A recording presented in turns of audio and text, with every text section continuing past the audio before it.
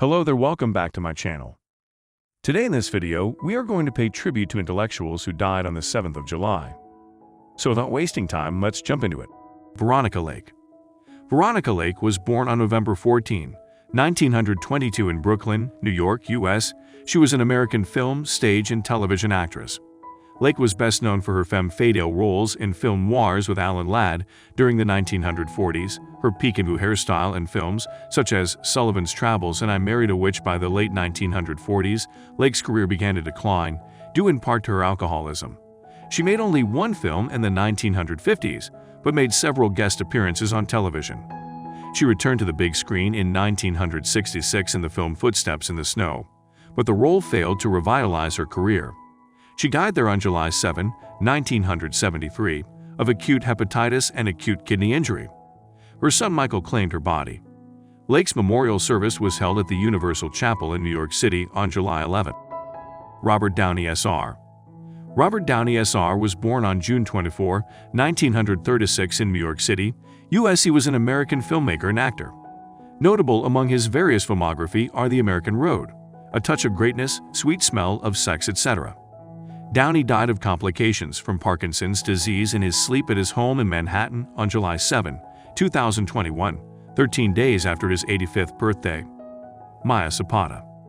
Maya Zapata was born on August 25, 1965 in Chicago, Illinois, U.S. She was an American musician who was the lead singer for the Seattle punk band The Gits.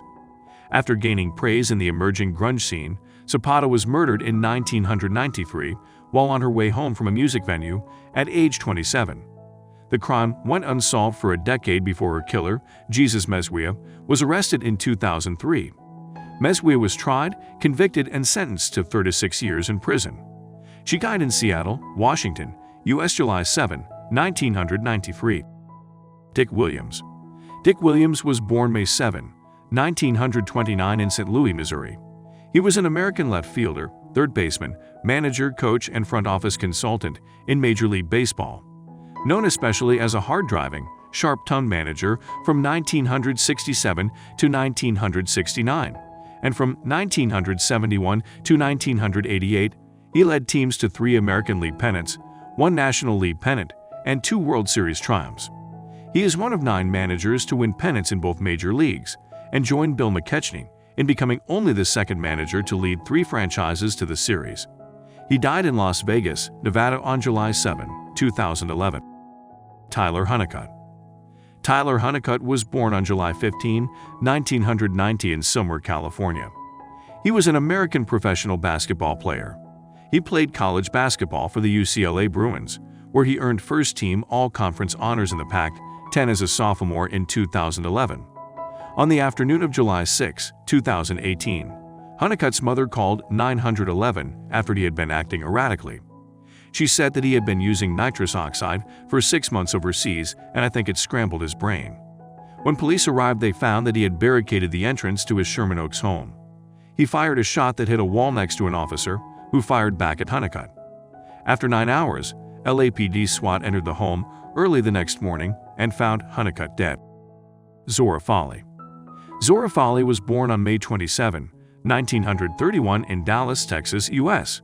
He was a mid-20th century American heavyweight boxer, known for his defensive game and punching ability. In the mid-1950s, Folley signed a professional boxing contract, winning his first pro fight against Jimmy Graham. Then after a draw, won 17 straight victories until losing to Johnny Summerlin in 6 rounds with a suspected broken jaw after being knocked down 3 times. He died in Tucson, Arizona, U.S. on July 7, 1972. Dan White. Dan White was born on September 2, 1946 in Long Beach, California, U.S. He was an American politician who assassinated San Francisco Mayor George Moscone and Supervisor Harvey Milk on Monday, November 27, 1978 at City Hall. White was convicted of manslaughter for the deaths of Milk and Moscone. White served 5 years of a 7-year prison sentence. Less than 2 years after his release, he returned to San Francisco and later died by suicide.